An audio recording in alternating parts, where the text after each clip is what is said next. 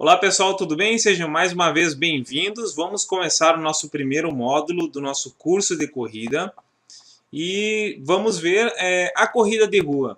Então, corrida de rua como estilo de vida. Então, quais são os aspectos de mercado, do público que está participando das competições, da quantidade e qualidade das competições e como ele tem se tornado, a corrida tem se tornado mais que um esporte, uma modalidade que se reflete no estilo de vida. Tipos de corredores, então uma breve conversa sobre os tipos de corredores e quais são seus objetivos, necessidades. Técnica de corrida, então uma breve análise da biomecânica que vai dar uma ideia bem interessante da necessidade e importância de avaliar o movimento e adequar a técnica correta. Além da técnica da corrida, análise da técnica do gesto mais eficiente para as distâncias dentro da corrida de rua. E também nós vamos falar da relação corrida e lesões. A corrida é uma atividade física e, como tal, acaba expondo naturalmente a lesões, mas que é reduzido com fortalecimento, cuidados com a técnica, enfim, o que é uma conversa sobre as lesões e como que podemos tratar uma estratégia para prevenir e também para procurar orientação adequada. Bom, a corrida de rua, ela de 20 anos para cá, 20, 15 anos, ela teve um novo boom. Então, nos anos 80, 90, apareceu a corrida de rua, vamos dizer assim, cresceu, mas uns 15 anos para cá que ganhou realmente dimensão bem definida, tanto na quantidade de provas de rua, de corrida de rua, e tem eventos que contam com 30, 20 mil inscritos que trazem mais uma estrutura mais profissional e também a presença cada vez maior de atletas de níveis iniciantes, intermediários, não só aqueles atletas que buscam um rendimento em alto nível ou uma carreira desportiva. Isso é bom porque aumenta a quantidade, o esporte é popular, a simplicidade da corrida acaba trazendo, sendo um atrativo para a prática do esporte, porém, com esse aumento do número de praticantes, também aumenta o número de corredores, de esportistas que treinam sem orientação e acabam sofrendo muitas lesões, frustrações, porque não conseguem, não têm orientação para conseguir um treino eficiente que vá na direção que eles precisam. Então, às vezes, nós vemos corredores que treinam, se machucam, não chegam onde querem. Isso, nós como corredores de rua temos que entender que, da mesma forma que nós vamos por um profissional sei lá, vai trabalhar com fazer a contabilidade da sua empresa ou sua declaração de imposto de renda, naturalmente a gente pensa num contador. Vai procurar alguma coisa, tomar uma injeção, vai procurar um médico, um farmacêutico, enfim. Educador físico, profissional de educação física, é o profissional que tem a prerrogativa de elaborar um treinamento desportivo, uma preparação física, elaborar um plano de treinamento. Então, a simplicidade da corrida acaba muitas vezes não dando nós como atletas ou como corredores acabamos não vendo a necessidade de pagar alguém, de investir numa preparação física orientada. Hoje em dia as assessorias estão presentes, mas também nós temos profissionais autônomos ou academias que oferecem treinamento de corrida de rua a um preço bem acessível. Eu tenho comigo, assim, para qualquer tipo mesmo fora da educação física, quando eu vou procurar algum serviço especializado, eu tenho que ter um entendimento que eu acho caro pagar um professor para fazer meu plano de treinamento, então quanto que eu vou gastar para tratar uma lesão ou tratar um problema em função de treinar sem orientação. Então, o gasto para recuperar a saúde é muito maior do que aquele investimento que eu posso ter para preparar o meu treinamento. Além do que, eu posso aumentar a chance de prolongar minha vida esportiva, correr mais, enfim, eu posso ter um treinamento de qualidade. Então, o estilo de vida tem que passar por um treinamento orientado. E nós, profissionais de educação física, você, preparador, treinador, tem que entender que é preciso conhecer a modalidade, ver as necessidades e os objetivos dos esportistas. Pode ser iniciante, intermediário, avançado. Nós vamos ver alguma sugestão de classificação que favorecem a carga, mas essa foto representa bem que nós temos dezenas, centenas de corredores, cada um com seu objetivo, e a partir do momento que dá a largada, tudo pode acontecer, mas até esse momento, eu como atleta tenho que saber que eu busquei orientação, e eu como profissional de educação física tenho que saber que eu prestei toda assessoria, toda a prescrição do treinamento, conhecendo a modalidade, prescrevendo o método certo para aquela distância, enfim, é um momento que tudo se resume, porque a partir do momento que der a largada, tudo pode acontecer. Bom, é fundamental que você conheça a modalidade. Então, se eu vou participar de uma prova de 5.000, de 10, enfim, até ultramaratonas, maratonas, eu tenho que conhecer o que vai ser preciso para eu completar aquela prova. Por quê? Porque a cada distância vai ter uma exigência física. Então, provas de 42 quilômetros vão precisar de uma resistência maior, uma resistência de longa duração, e as provas de 10 quilômetros, de 5 quilômetros vão precisar de uma velocidade um pouco maior, e o treinamento para essas mais extremas, para essas diferentes provas, tem que passar, tem que ter métodos adequados para cada uma. Então, para isso, preciso conhecer a modalidade, quanto tempo dura, quais são as condições de alimentação que eu preciso durante a prova, hidratação, qual é a capacidade física mais importante para aquela prova. Eu preciso de resistência muscular localizada, eu preciso de resistência aeróbica. Então, isso eu preciso conhecer. Como que eu vou conhecer a modalidade?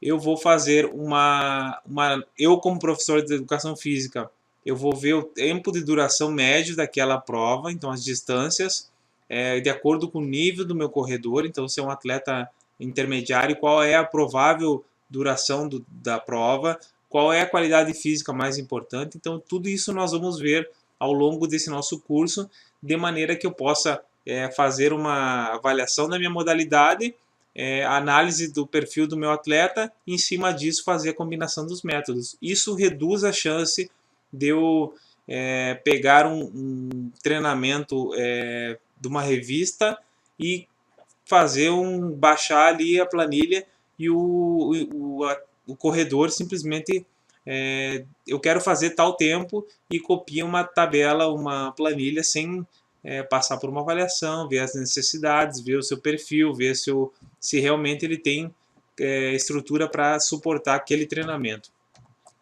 Bom, o mercado de prova da corrida de rua vem crescendo. Esse aqui eu copiei a tela de uma consulta que eu fiz em 2017, que no ano de 2016, só em São Paulo, isso aí, então é uma reportagem do estado de São Paulo, teve aproximadamente 470 eventos, isso com a chancela da federação.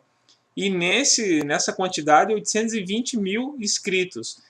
Isso só em São Paulo, e considerando só aquilo que a federação abordou. Imagine a quantidade de corridas que não tem a chancela da Federação Paulista. Esse número, então, de 820 mil aumenta só em São Paulo. E se a gente jogar para o Brasil, a gente pode imaginar a quantidade cada vez maior de provas e corredores que participam.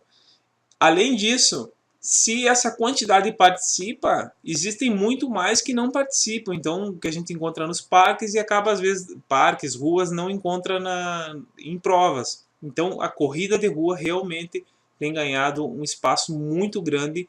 E, mais uma vez eu falo, com essa crescente, aumenta pessoas que não estão com orientação específica, não estão com preparação adequada, e estão na busca porque a corrida tem isso, a corrida chama, acaba com as mídias sociais, a gente acaba tendo um incentivo a mais do treina, vamos e vem, acaba se empolgando, e muitas vezes sem o devido orientação. Então essa é uma questão importante na hora de correr. Tipos de corredores. Mais para frente nós vamos conversar sobre classificação dos corredores. Então não é rotular, é simplesmente qualificar de acordo com um critério, classificar os corredores, porque em cima disso tem uma carga de treinamento sugerida ou mais adequada para aquele indivíduo. Então vamos aqui ter alguns exemplos. Então nós temos o nosso Marilson dos Santos, que é um dos melhores corredores de rua do Brasil.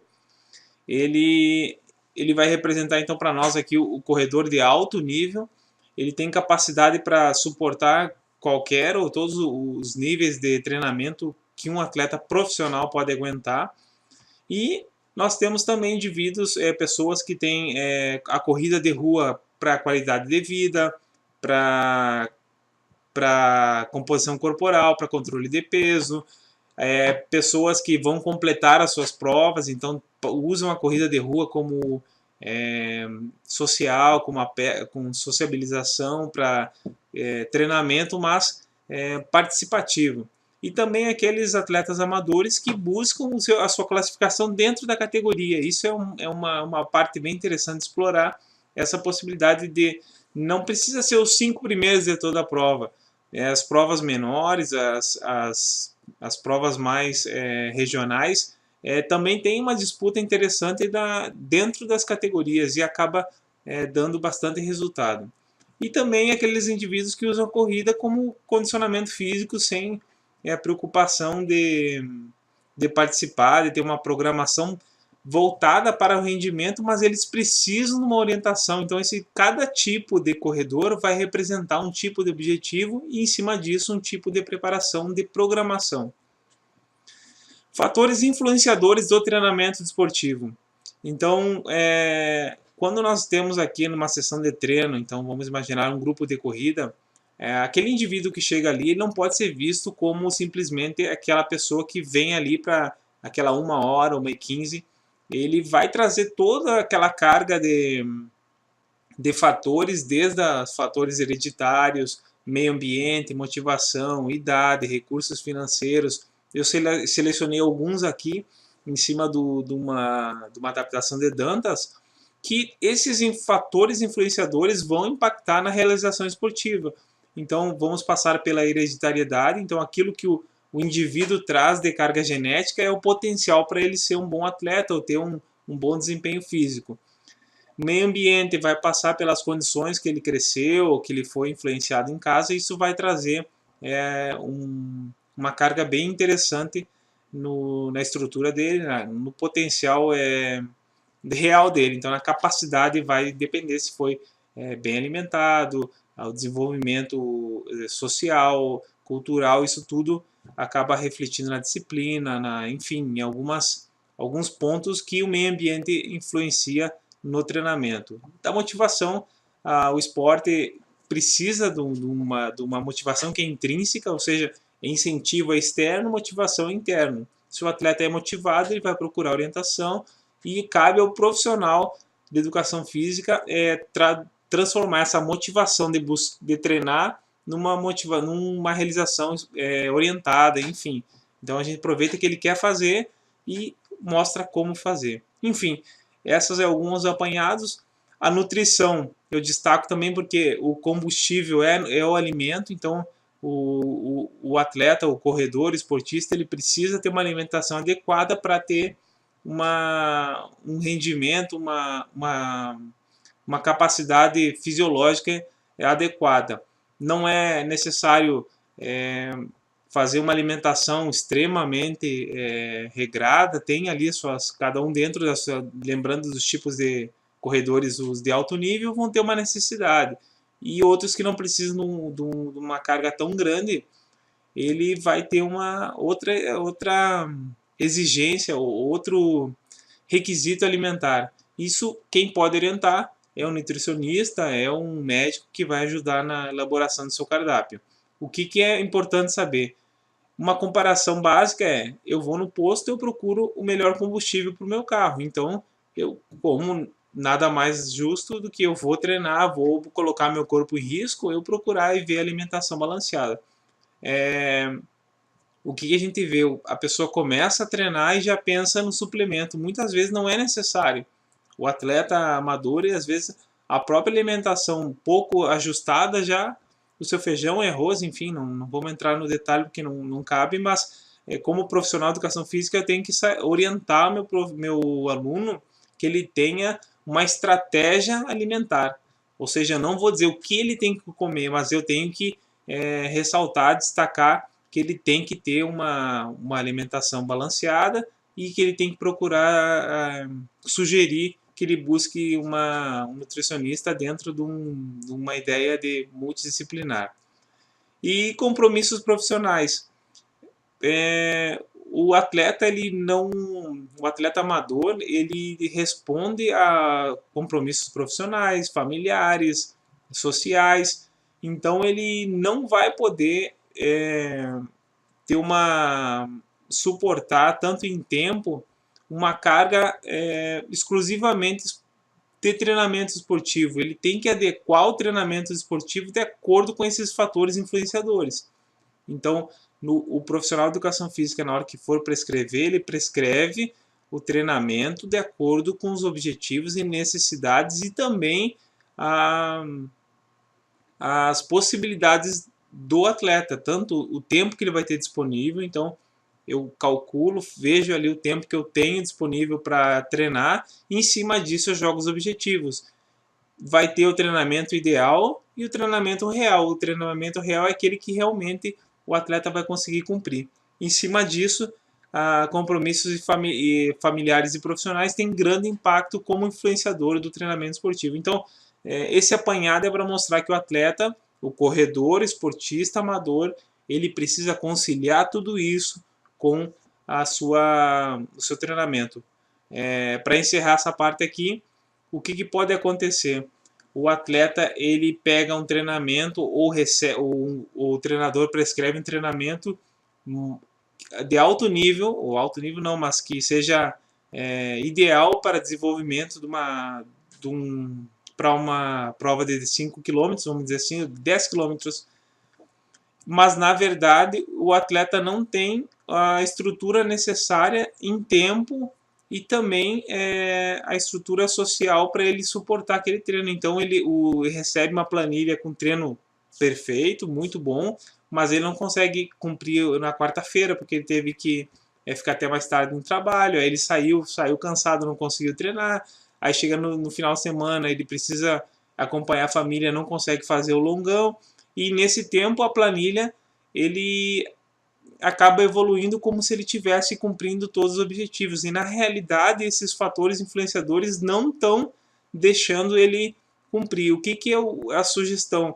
Que ele faça uma conversa com o seu professor, com o seu treinador e vá ajustando, de maneira que ele adapte dê uma margem de adaptação para alguns treinamentos, inclusive reduza os objetivos para que ele tenha segurança e possa alcançar. Então é melhor ele completar com segurança uma prova do que ele tentar achar o melhor resultado, sendo que esses fatores influenciadores não conseguem, não permitem que ele cumpra a planilha de treinamento. Resultado, um atleta que vai treinar e vai ter um resultado que ele vai conseguir fazer. Correr ou sair correndo?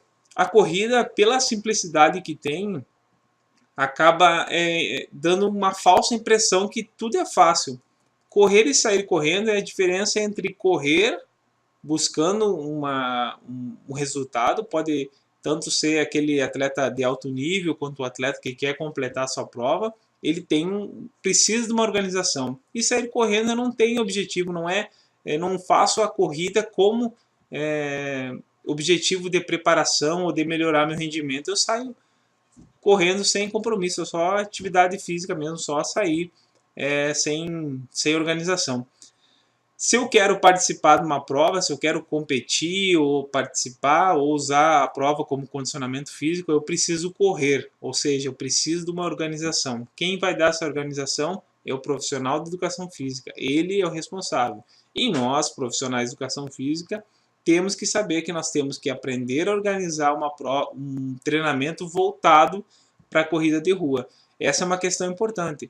treinar, os princípios do treinamento servem para qualquer modalidade, mas eu preciso conhecer a modalidade e traçar um plano, uma programação específica para o corredor, para os diferentes tipos de corredor. E sair correndo é uma atividade mais lúdica, brincando, não tem muito compromisso, o que não pode acontecer na corrida de rua. Bom, espero que vocês tenham gostado. Esse é o nosso primeiro contato, então nós já entendemos, já estamos alinhando o pensamento para depois entrar mais na parte realmente da estrutura de treinamento, que vai servir de modelo, servir de exemplo de uma programação que aí você vai ajustando para a sua realidade, para a sua prescrição, e eu tenho certeza que vai colaborar bastante. Espero que vocês tenham gostado. Até a próxima aula.